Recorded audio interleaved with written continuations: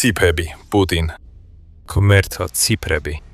ისინი საშინელ სურათს ხატავენ რუსეთის უკრაინაში შეჭრის შესახებ, რადგან 4 წელზე მეტი ბრძოლის განმავლობაში რუსეთმა ისეთი ზიანი მიიღო, როგორიც პუტინს ვერასდროს წარმოედგინ. ეს ციფრები სასტიკია. ომის რეალურმა მსხვერპლმა მსოფლიო შოკში ჩააგდო და პუტინი საფუძვლიანად შეძრა. რასაც პუტინი ახლა ზედამხედველობს არის რუსეთის არსის ფუნდამენტური ცვლილება, რადგან მისი ომი კიდევ უფრო ამძიმებს დემოგრაფიულ კრიზისს, რომელიც უკვე დიდი ხანია მიმდინარეობს. მაგრამ სიკვდილი. თუ ფიქრობდით, რომ სტალინგრადი სისხლიანი იყო, ეს არაფერია იმასთან შედარებით, რაც პუტინმა საკუთარ ხალხს უკრაინაში დაატეხა თავს. 2 ივლისის ანგარიშში CNN-მა ყველაფერი მსოფლიოს თვალწინ გააშალა. მას შემდეგ, რაც პუტინმა 2022 წლის თებერვალში უკრაინაში სრულმასშტაბიანი შეჭრა დაიწყო, რუსეთმა დაახლოებით 450,000 ჯარისკაცი დაკარგა. აქ არ გულისხმობ დაჭრილებს ან დანებებულებს. ეს არის რუსი ჯარისკაცების რაოდენობა, რომლებიც უკრაინაში დაიღუპნენ. ეს საშუალოდ დაახლოებით 100,000 დაღუპულს ნიშნავს წელიწადში, პლუს-მინუსიკ. და როდესაც დაამატებთ სხვა ტიპის დანაკარგებს, მაგალითად დაჭრილებს ან ტყვედ ჩავარდნილებს, სურათი კიდევ უფრო უარესდება. პუტინის მმართველობისას რუსეთის მხარეს უკეთი მქვე 1,400,000 დანაკარგია და ეს რიცხვი იზრდება, ხოლო ომმა მთლიანობაში რუსეთსა და უკრაინას 2 მილიონზე მეტი ადამიანი დაუჯდათ. ეს კიდევ ერთი ცუდი ამბავია რუსეთისთვის. უკრაინის დანაკარგები ტრაგიკულია, მაგრამ ისინი უფრო მცირეა, რეალურად ნახევარზე ნაკლები, რადგან უკრაინამ ცოტა მეტი ვიდრე 600,000 ადამიანი დაკარგა, მაშინ როცა რუსეთმა 1,400,000 ადამიანი დაკარგა. რუსეთისთვის ეს რიცხვები მარტივ ამბავს ყვება. ქვეყნის მთელი მოსახლეობის 1% დაღუპულია, დაჭრილია ან ტყვედაა ჩავარდნილი ომში, რომელიც ჯერ კიდევ შორსაა პუტინის მიზნისგან, უკრაინის დაპყრობისგან. რუსეთის ზოგიერთ რეგიონში ეს დანაკარგები სხვებზე მეტად იგრძნობა, რაც კიდევ ერთხელ აჩვენებს პუტინის მიკერძოებასა და გულგრილობას. რუსეთის გვირგვინის მარგალიტები, როგორიცაა მოსკოვი და სანქტ-პეტერბურგი, პუტინმა მაქსიმალურად დაიცვა ომისგან. რა უნდა, ორივე ქალაქმა ჯარისკაცები მაინც მიაწოდა, თუმცა უკრაინაში მებრძოლი და დაღუპული რუსი ახალწლეულების უმეტესობა უფრო ღარიბი რეგიონებიდან და იმ ადგილებიდან მოდის, სადაც ეთნიკური უმცირესობები მრავლად ცხოვრობენ. არსებობს ისტორიები, სადაც მთელი ქალაქები რუსეთში ფაქტობრივად განადგურდა, არა უკრაინისა და მისი დრონების მიერ, არამედ პუტინის დაუსრულებელი სურვილით კიდევ მეტი ჯარისკაცი ჰყავდეს. გაზეთი გარდიანი მარტში ერთ-ერთ ასეთ სოფელზე წერდა, როცა რუსი ქალი ალინა სიკვდილგადან თავის მშობლიურ სოფელ კაჩომიაში ბრუნდებოდა. ეხლა როცა სასეირნოდ გავდივარ, თითქმის არავის ხვდები, უთხრა ალინამ გამოცემას და დაამატა.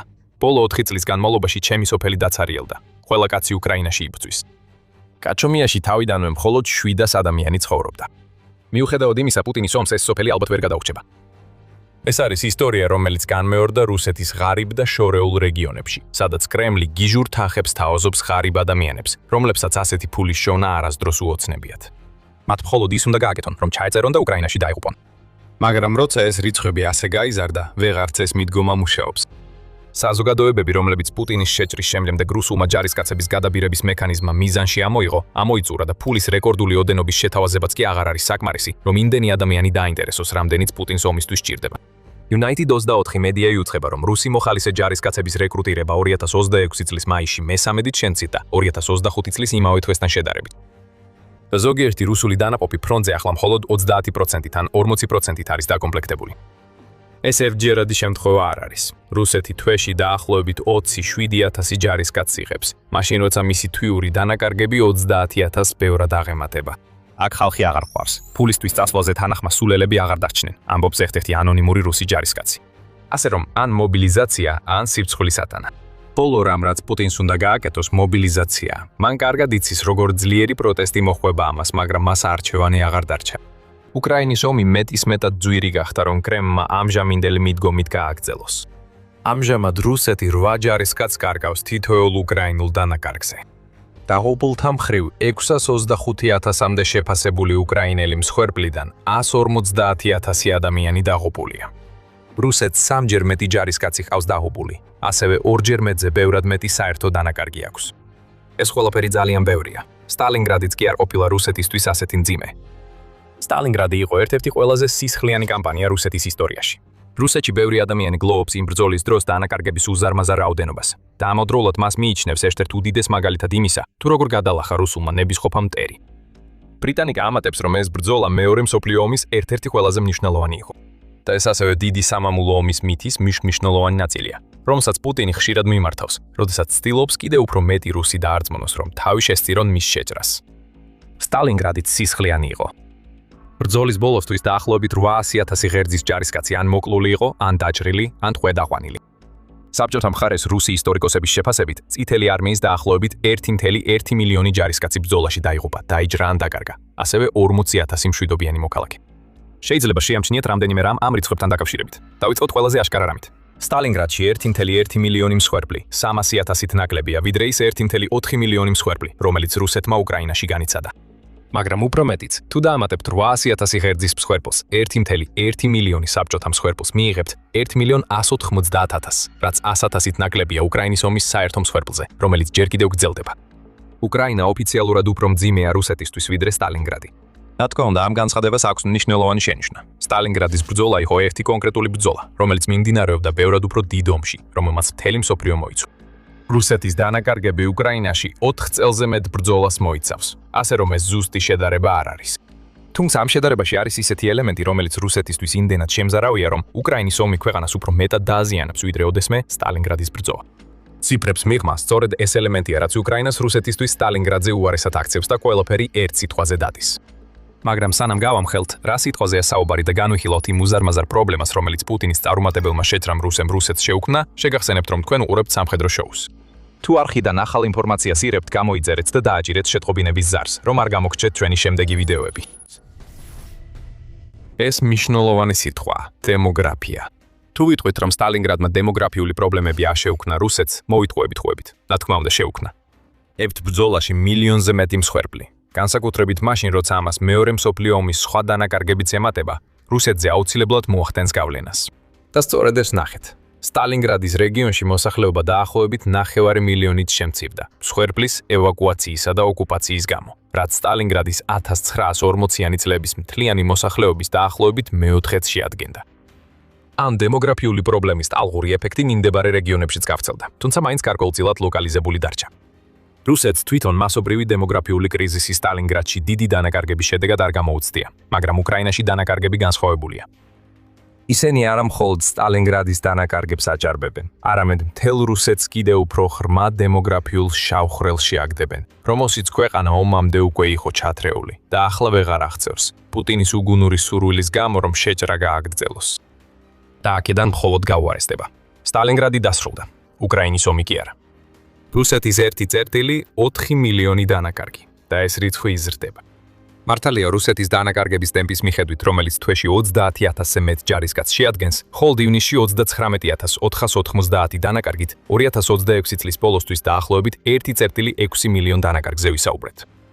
პუტინი მხოლოდ სტალინგრადზე უფრო დიდ დანაკარგებზე არ არის პასუხისმიებელი. ის ამძაფრებს ხანგრძლივ დემოგრაფიულ კრიზისს, რომლისგანაც რუსეთი შეიძლება ვეღარასდროს გამოჯამრთელდეს. ეს კრიზისი ახალი არაფერია. უკვე 1976 წელს ფრანგმა დემოგრაფმა სახელად ემანუელ ტოდმა იწინასწარმეტყველა, რომ ის, რასაც დღეს რუსეთში ვხედავთ, აუცილებლად მოხდებოდა. მან განაცხადა, რომ საბჭოთა კავშირი, რომელიც 1970-იან წლებში ჯერ კიდევ მონოლითი იყო, მომდევნო 10-დან 30 წლის განმავლობაში დაიშლებოდა. ეს დაშლა ზუსტად ემანუელ ტოდის პროგნოზირებული ვადის შუაში მოხდა და თან მოიტანა კიდევ ერთი პრობლემა, რომელსაც დემოგრაფია უსვამდა ხაზს.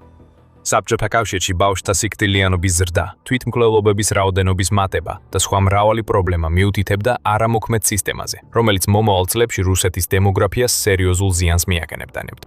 კვლავაც ტოდის პროგნოზები ახდა. 1992 წელს, ანუ საბჭოთა კავშირის დაშლის შემდეგ წელს, რუსეთის მოსახლეობამ დაიწყო შემცირების პერიოდი, როდესაც გარდაცვლილთა რაოდენობამ გადააჭარბა დაბადებულთა რაოდენობას, მიუხედავად იმიგრაციით გამოწვეული მოსახლეობის ზრდისა. ეს იყო პირველი შემთხვევა მშვიდობიან პერიოდში რუსეთის ისტორიაში და ამან საფუძველი ჩაუყარა დემოგრაფიულ კრიზისს, რომელიც დღემდე უფრო მძაფრად მძვინვარებს რუსეთში. 1999 წლისთვის რუსეთის შობადობის მაჩვენებელი იყო მხოლოდ 1,18 ბავშვი ერთ ქალზე, რაც სრულიად არასაკმარისი იყო ქვეყნის მშვიდობიანი პერიოდის სიკვდილიანობის მაჩვენებელთან შეჩვენებელთან შედარებით. დღევანდელ დღემდე თუ გადმოვიხედავთ, რუსეთი კვლავ იმავე გამოწვევების წინაშე დგას, როგორც 1992 წელს. ძალიან ბევრი სიკვდილი და არასაკმარისი შობადობა. რუსეთის შობადობის მაჩვენებელი ნაწილობრივ აღდგა 1990-იანი წლების მძიმე დღეების შემდეგ, მაგრამ ის ჯერ კიდევ შორსაა იმ 2,1 შვილი ერთ ქალზე, რაც საჭიროა მოსახლეობის სტაბილური რაოდენობის შესანარჩუნებლად. და მიუხედავად იმისა, რომ 1999 წელთან შედარებით უკეთესია, რუსეთის შობადობის მაჩვენებელი კვლავ იკლებს. ეს უკვე 10 წლეულია ასე გრძელდება. 2025 წელი იყო მეათე ზედიზედ წელი, როდესაც ნაყოფიერების მაჩვენებელი შემცირდა, რადგან რუსეთის ქალებმა საშუალოდ 1,374 შვილი გააჩინეს თითო ქალს. ეს არც საუკეთესო დროს არის საკმარისი რუსეთისთვის, მაგრამ ახლა განსაკუთრებით არასაკმარისია, რადგან 2022 წლის თებერვლიდან უკრაინაში ამდენი რუსი დაიღუპა. ეს არის ნამდვილი მემკვიდრეობა, რომელსაც პუტინი დატოვებს და მიზეზი, რატომაც უკრაინა ახლა ბევრად უფრო საზიანოა რუსეთისთვის, ვიდრე სტალინგრადი. ეს მხოლოდ ზედაპირზე არსებული ციფრები არ არის, ეს არის ომის გავლენა, რომელიც რუსეთს 10 წლეულების განმავლობაში დაეთყობა. პუტინი კარგად აცნობიერებს რუსეთის დემოგრაფიულ კრიზისს. ის ამაზე იცოდა მას შემდეგ, რაც 2000 წელს ხელისუფლებაში მოვიდა. მხოლოდ 2020-იან წლებში რუსეთის პრეზიდენტმა უფრო და უფრო სასოწარკვეთილი ნაბიჯები გადადგა, რათა დაარწმუნოს რუსები, რომ მეტი შვილი უნდა ჰყავდეთ. 2020 წელს პუტინმა დაპირდა საგადასახადო შეღავათებს მრავალშვილიან ოჯახებს, როცა ცდილობდა რუსეთის შობადობის მაჩვენებელი 1,5-დან 1,7-მდე გაეზარდა თითო ქალზე. ასევე დაპირებული იყო სახელმწიფო დაფინანსება ახალ დედებისთვის, რაც მანამდე მხოლოდ იმ ოჯახებს ეძლეოდათ, რომლებსაც მინიმუმ 2 შვილი ჰყავდათ. ასევე იყო დაპირებები უფასო სასკოლო კვებაზე. არაფერი ამან არ იმუშავა, მაგრამ პუტინი და მისი კრემლის თანამოაზრეები მაინც განაგრძობენ ცდელობას. მეთოდები სულ უფრო უცნაური ხდება. კვირა საუბრობს უცნაურ კამპანიებზე, რომელთა შორისაა ვარდისფერი ბანერების აღმართვა ბთვა მოსკოვში, რომლებზეც წერია: ჯერ კიდევ არ გაგიჩენია. რაც როგორც ჩანს, მცდელობაა უშვილო ქალებს დანაშაულის გზნობა ჩაუნერგონ, რომ შვილები გააჩინონ. რუსეთის განათლების სამინისტრომ საჯაროდ გამოაცხადა, რომ სურს შექმნას პირობები რომანტიკული ურთიერთობებისთვის სკოლებში, რაც როგორც შეგვიძლია ვივარაუდოთ, იქნება ანტიშეკავების პროგრამა იმ ბავშვებისთვის, რომლებსაც ნამდვილად არ უნდა ჰყავდეთ საკუთარი შვილები.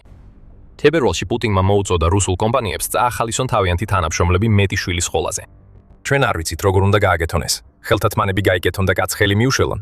არა, მოდი ეს აზრი ბოლომდე არც კი დავამთავროთ.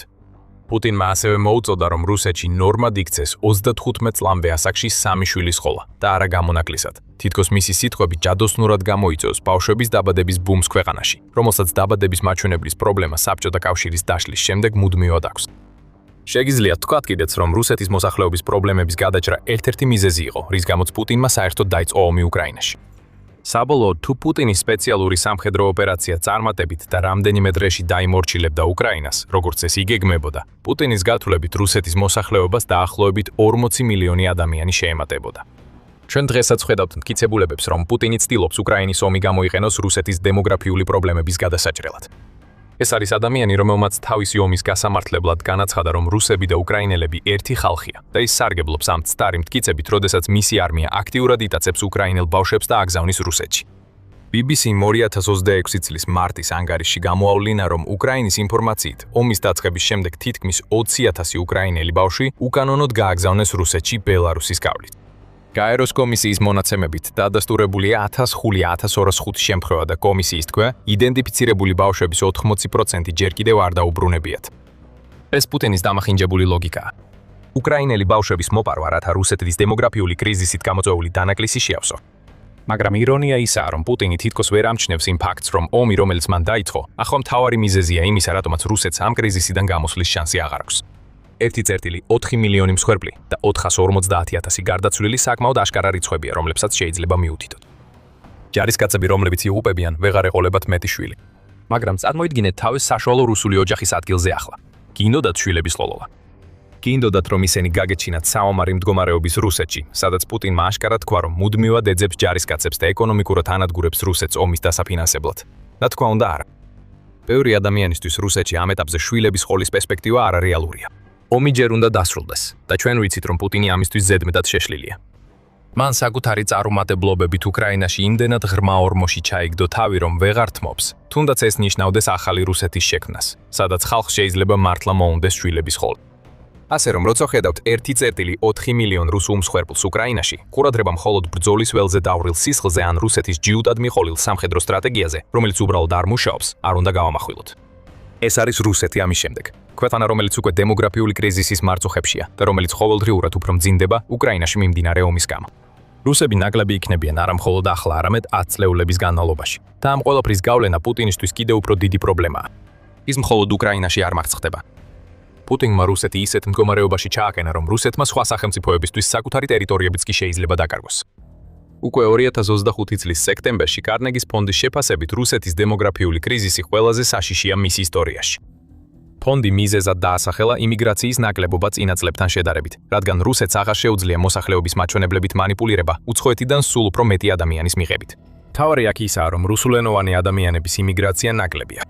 საბჭოთა კავშირის დაშლამ მიუხედავად იმისა, რომ შობადობის პრობლემები გამოიწვია, მილიონობით რუსულენოვანი ადამიანი დააბრუნა სამშობლოში. მხოლოდ 1994 წელს რუსეთში მილიონზე მეტი ადამიანი იმიგრირდა, რამაც მოსახლეობის რაოდენობა გაზარდა. მაგრამ 2026 წელს რუსულენოვანები, რომლებიც რუსეთში გადასვლას აპირებდნენ, უკვე გადასულები არიან. ეს ის საყრდენია, რომელსაც ვლადიმირ პუტინი ვეღარ დაეყრდნობა. მიგრაციის ნაკლებობა რუსეთისთვის პრობლემაა, მაგრამ ასევე პრობლემაა ზედმეტი მიგრაციაც. პარადოქსულად ჟღერს, არა? მაგრამ ეს სიმართლეა. როცა ეთნიკური რუსების მოსახლეობა იკლებს, სხვა ქვეყნებიდან ჩამოსული მიგრანტები არა მხოლოდ ჩამოდიან, არამედ ისინი საფუძველს უყრიან იმას, რომ რუსეთმა დაკარგოს ტერიტორიები, განსაკუთრებით ქვეყნის შორეულ აღმოსავლეთში. რუსეთის უსაზღვრო სივრცე, რომელიც დიდი ხნის განმავლობაში სამხედრო უპირატესობას წარმოადგენდა, ახლა სისუსტედ იქცა, რადგან პუტინს მხოლოდ უკრაინის ომზე აქვს კონცენტრაცია. ჯეიმსთაუნის ფონდის აპრილის ანგარიშის მიხედვით რუსეთი ცდილობს, მაგრამ სრულად ვერ ახერხებს დემოგრაფიულ კრიზისთან ბრძოლას სიბირისა და მისი შორეული აღმოსავლეთის საზღვრებზე. ფონდის განცხადებით, რუსეთის შორეულ აღმოსავლეთში მოსახლეობის რაოდენობა 10%-ით შემცირდა, მას შემდეგ რაც პუტინი 2000 წელს პირველად გახდა პრეზიდენტი და მოსაოდნელია, რომ 2020-იანი წლების ბოლოსთვის კიდევ 8%-ით შემცირდება. შორეული აღმოსავლეთი რუსებისგან იცლება და მას ავსებს ის ქვეყანა, რომელმაც 10 წლეულების წინ ამ ტერიტორიის დიდი ნაწილი რუსეთს გადასცა – ჩინეთი. აიგუნის ხელშეკრულების და პეკინის კონვენციის მიხედვით ჩინეთმა რუსეთს 1 მილიონზე მეტი კვადრატული კილომეტრი ტერიტორია დაუთმო, მათ შორის დიდი ნაწილი დღევანდელი რუსეთის შორეული აღმოსავლეთიდან. ჩინეთში ბევრი ფიქრობს, რომ დროა ეს ტერიტორიები დაიბრუნონ და რუსეთი სწორედ მათ ხელში თამაშობს. 2024 წელს GIS-მა განაცხადა, რომ რუსეთმა ჩინეთს ნება მისცა რუსეთის შორეულ აღმოსავლეთში განვითარება დაეწყო და ამ მიზნით ორი სპეციალური ეკონომიკური ზონაც კი შექმნა ჩინეთისთვის, რათა ინვესტიციები წაეხალისებინა. პუტინმა დაასუსტა რუსეთის კონტროლი საკუთარ ტერიტორიაზე, რადგან თავისი ქვეყანა სრულად დამოკიდებული გახადა ჩინეთზე. მხოლოდ სიბირი რუსეთის 13,100,000 კვადრატული კილომეტრის ტერიტორიაა და ის სერიოზულად დაუცველი დარჩა მას შემდეგ, რაც პუტინმა ამდენი ადამიანი გაიყვანა ომში საბრძოლველად. შეიძლება ჩინეთმა შეიჯრას. შეიძლება, თუმცა ეს ნაკლებად სავარაუდოა. როგორც The Hill აღნიშნავს, ჩინეთისთვის სიბირის დაპყრობა გაცილებით ადვილი იქნებოდა ვიდრე ტაივანის. მაგრამ შეჭრა შეიძლება არც იყოს საჭირო. ჩინეთმა უბრალოდ შეიძლება გააგრძელოს რუსეთი კიდევ უფრო დამოკიდებული გახადოს პეკინზე, რათა მხარი დაუჭიროს პუტინის ომს. ამავე დროს ნელ-ნელა შეაღწიოს რუსეთის შორეულ აღმოსავლეთში, იმ დონემდე, რომ ეს ტერიტორია ვეღარ ფუნქციონირებს და უზარმაზარ ინვესტიციებს დაკარგავს, თუ ჩინეთი იქიდან გავა. ეს იქნება ერთგვარი ფარული დაპყრობა, რომელიც მხოლოდ იმიტომ გახდა შესაძლებელი, რომ დემოგრაფიული კრიზისი პუტინმა გაამწვავა თავისი შეშლილი ომით უკრაინაში. და პუტინს ამ ყველაფერზე არაფრის გაკეთება არ შეუძლია. ვერც კი უკრაინის ომის დასრულება დაეხმარება. მიჩნეულია, რომ რუსეთის მოსახლეობამ პიკს მიაღწია დაახლოებით 146 მილიონს 2020 წელს და მომდენო რამდენიმე ათწლეულის განმავლობაში ის გარდაუვალ კლებად სპირალშია. რუსეთი სავარაუდოდ ყოველ წელს 2050 წლამდე დაკარგავს 300,000 ადამიანს. მეტი თუ ომი გაგრძელდება.